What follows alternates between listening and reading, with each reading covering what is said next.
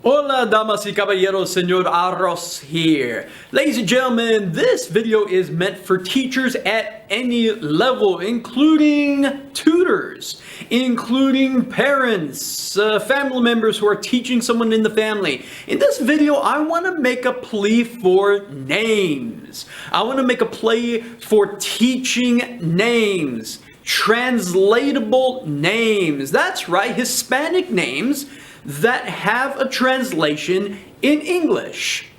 I want to really encourage that. I think it's something that's very often neglected. I don't talk to many teachers who deliberately teach that. I don't come across a lot of names, and certainly not a dedicated section of names in traditional textbooks. So I want to make a plea for this because this is something I like to teach to my students. They seem to really like it. And I like to weave these names into little trivia games at the end of the period, little spontaneous lessons, and extra credit sometimes on tests. That part might really appeal to you, teachers. So, I mean, the question is, teaching names, I mean, it's really like teaching one-to-one vocab. I mean, Jose equals Joseph. Alberto equals Albert. I mean, it's not grammar, there's not a structure and a formula and a lot of practice, so it's really just one-to-one vocab. So the question becomes, can you make entire lessons out of translatable names?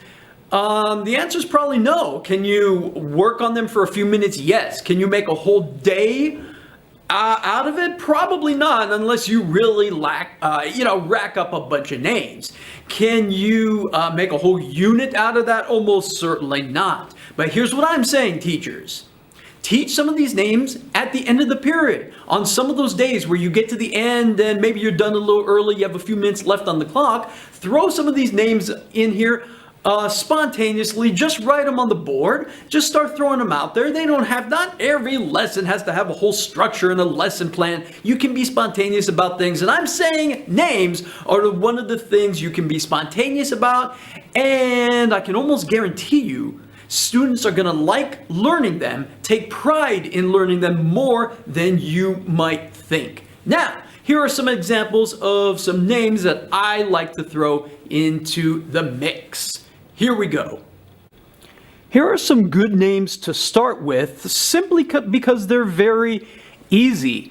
These are names that I teach at the very beginning personally, but then after that, I don't really throw these around too much, simply because they're too easy. I mean, they're cognate names. Notice there's nothing on the right. Notice I have not provided a translation because who's ever watching this video, and also students of Spanish, figure out these names right away. No surprise. Gabriel means Gabriel. Roberto means Robert. Julia means Julia. Maria means Mary. Okay, so these are not very hard to figure out, but they are pretty reliable to get you started, to get students comfortable with learning some names. They can take a glance at these and already feel successful. There are 4 of them right there that on day 1 they will know. Now, let's try some harder ones. Now, take a look at this group. These are some of my favorite names to throw at students, to quiz them on, to make extra credit on tests, to incorporate into an end of the period improvisational game of trivia, etc., etc. I really like these because I think they're the harder ones. Here they are. Santiago means James. Guillermo means William. Pepe means Joe or Joey. Paco means Frank or Frankie. One of the things I love about these is, look at them.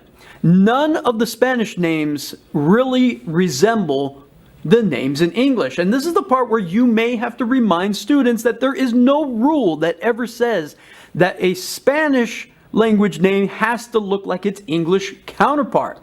And in fact, Very often in English, the short version of a name looks nothing like its original. Like Bob doesn't look much like Robert or Bobby.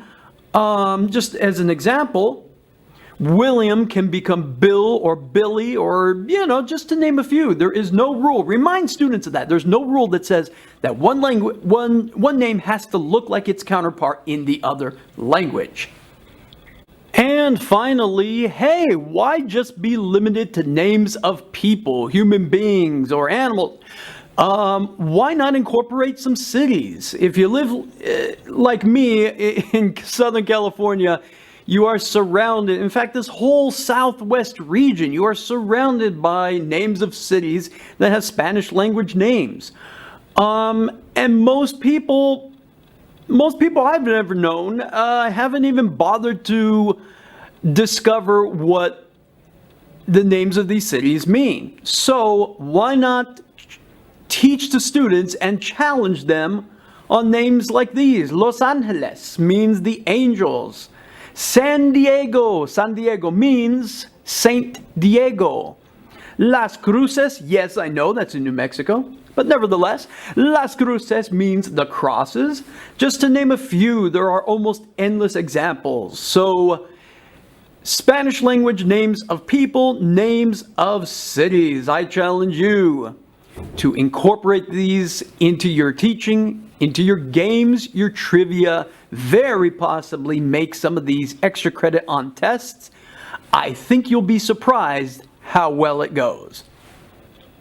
So, damas y caballeros, this has been my plea for you, teachers at any level, including tutors and family members and even the student in class who likes to be helpful to their neighbor and likes to teach them some things in Spanish, especially if you're a native speaker. You have a major advantage. You like to help people around. You like to help your friends. This is a plea to all of those people and everyone else to teach more translatable names. Ladies and gentlemen, if you like what you've seen, please give me a thumbs up. Please subscribe. Please share. And I'll see you in the next video. Gracias por escuchar. Gracias por mirar. He dicho.